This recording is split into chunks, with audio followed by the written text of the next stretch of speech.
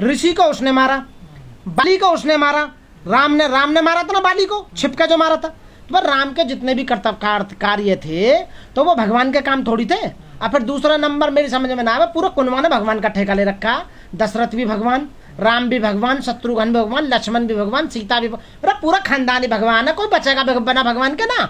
बताओ ना तुम, भगवान एक हो गए हैं कि पूरा खानदान का खानदान भगवान? अरे भैया कोई आहत नहीं होती, मलाई मार रहे हैं टोटल। जितने भी नू कह रहे हैं मेरे को बता दे किसकी आहत आ रही है, सबके अकाउंट भरे पड़े हैं। इतना मोटा मान लिया है और आय के साधनों पर इतना कब्जा कर लिया है, उन्हीं की आहत हो रही है। ये आहत जो उनकी जो भावना आहत हो रही है, जिस आदमी की भी भावना आहत हो रही है, ये समझ लो उसने मोटी मलाई मार रखी है भैया, पूरी मोटी मलाई मार रखी है। लूट के खा लिया, बेईमान आदमी है, एक नंबर का बेईमान है। लूट का धर रखा होगा। अकाउंट छान लो, उसके नाम पे पेट्रोल पंप मिलेंगे, उसके नाम पर गैस एजेंसी मिलेंगे, स्कूल मिलेंगे, इंस्टीट्यूट मिलेंगे। आज की डेट में बीजेपी वाले, आरएसएस वाले या राम के जितने भी वंशज हैं, आज किसी दलित उसकी ऋषि की या किसी शिक्षक की हत्या करोगे क्या होगा? 302 लगेगी ना। क्योंकि उस समय जब मारा था तो उस समय लॉर्ड मैकाले नहीं था। सन 1860 में जो आईपीसी बनाई थी उस समय लॉर्ड मैकाले बना नहीं पाया था, और शायद उसके जमाने में लॉर्ड मैकाले होता, 1860 की आईपीसी होती तो 302 में राम को फांसी होती। 100% कमाल है यार। केस है, भावना का क्या मतलब है? राम ने उसको मारा, मर्डर केस हो गया ना। भगवान तो राम से प्रभु राम की बात। अरे काय का भगवान यार, कमाल है। भगवान मर्डर करता है कहीं? भगवान कैसी बात कर रहे हो? राम को भगवान मानने हो तुम? कैसी? हाँ, किसने माना राम को भगवान? बताओ। इंसान है वो, इंसान का पैदा हुआ था ना, वो दशरथ का पुत्र था, दशरथ का पुत्र था ना वो। तो राम भगवान कैसा होगा भाई? मेरे को बताना कैसा भगवान है, मैं यही तो पूछना चाह रहा हूँ।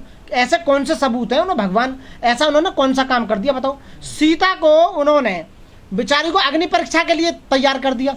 आप बताइए, अपनी बीवी पे जिसने शक किया हो है कि तू वहां रावण के पास रह के आई है, तुझे अपने उसका सत्य का प्रूफ देना होगा, समझ रहे हो ना? तब वो राम की बात कर रहे हो। 22 प्रतिज्ञा आज की ली, 14 अक्टूबर 1956 को बाबा साहब ने ली थी।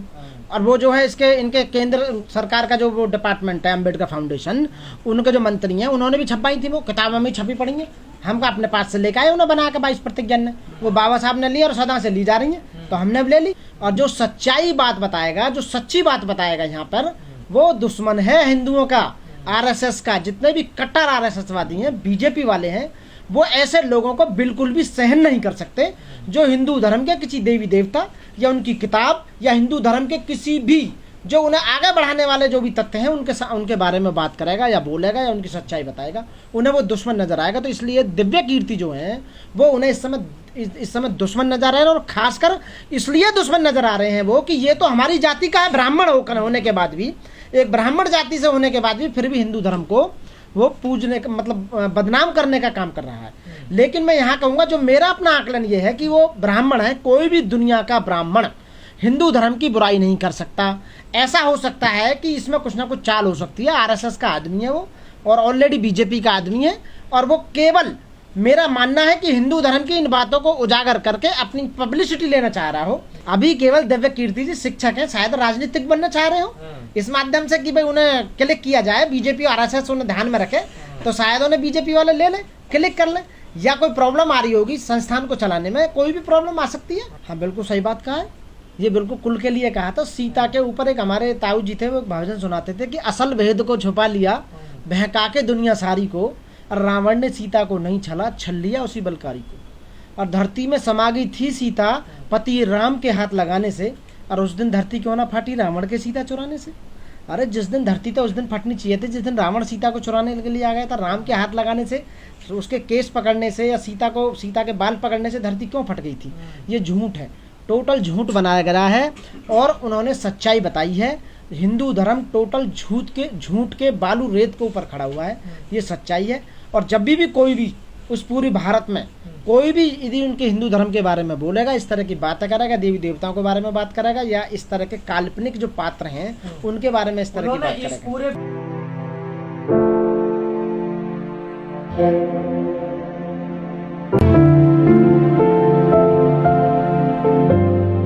साथियों सबसे पहले क्रांतिकारी जय भीम। मैं एडवोकेट मनोज कुमार दिल्ली से।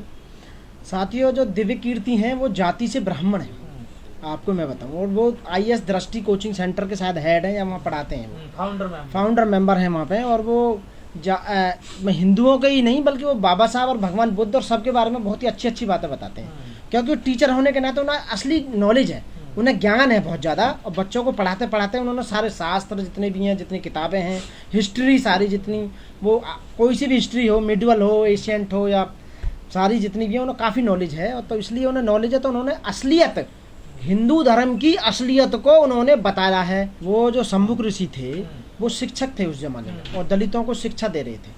तो कुछ हिंदूवादी मानसिकता के लोगों ने उन्होंने राम को भड़काया कि एक दलित मुनि शूद्र वो लोगों को शिक्षा दे रहा है, उनको शिक्षित कर रहा है, जबकि उस जमाने में दलितों को शिक्षा का अधिकार नहीं था।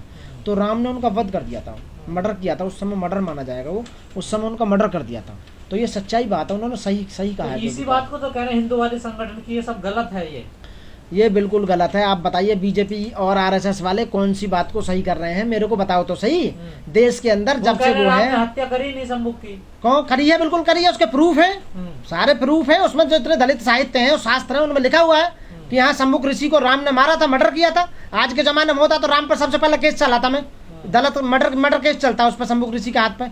अरे मैं ये कह रहा हूँ, अच्छे हो या गलत हो, भगवान तो एक ही होगा ना। जनता उन्हें भगवान मानती है। मैं तुम्हारे कहने से, जनता के कहने से मानू भगवान राम, ठीक है जी, राम भगवान थे।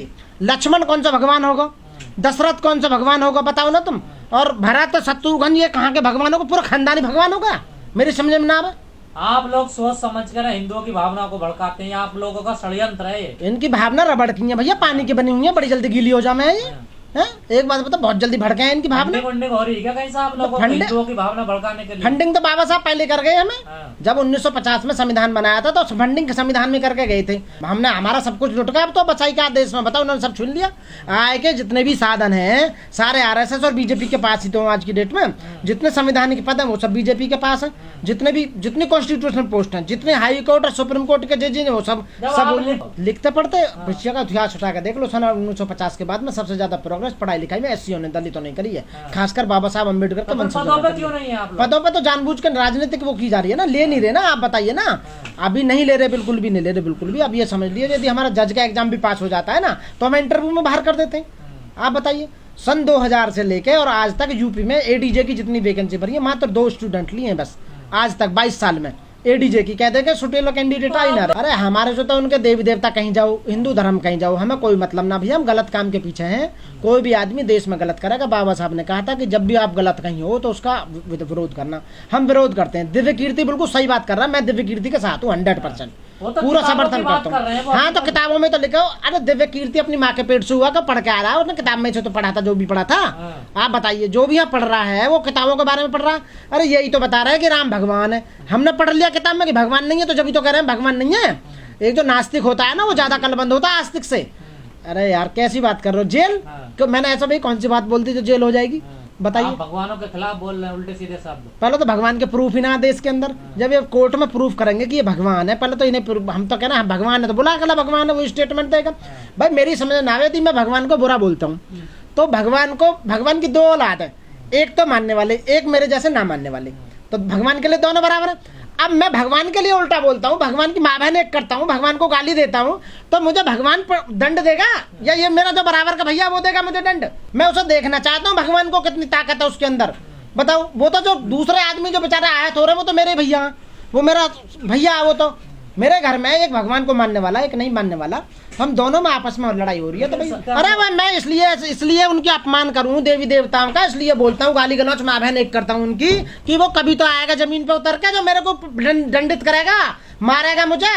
ना अपनी मर्जी से ले रहे हैं, अपनी खुशी से ले रहे हैं, सारे जो ले रहे हैं, कोई प्रॉब्लम नहीं है। आज सुप्रीम कोर्ट भी खतरे में पड़ गया है। सुप्रीम कोर्ट चिंतित है। वो ये कह रहा है कि सरकार से, सेंट्रल गवर्नमेंट से, आज के पेपर में पढ़ी कि इस पे सबका ठेका आप पे बचाने का है, इस पे कानून लीजिए, जबरन धर्म परिवर्तन नहीं होना चाहिए। सुप्रीम कोर्ट को चिंता होने लगी है।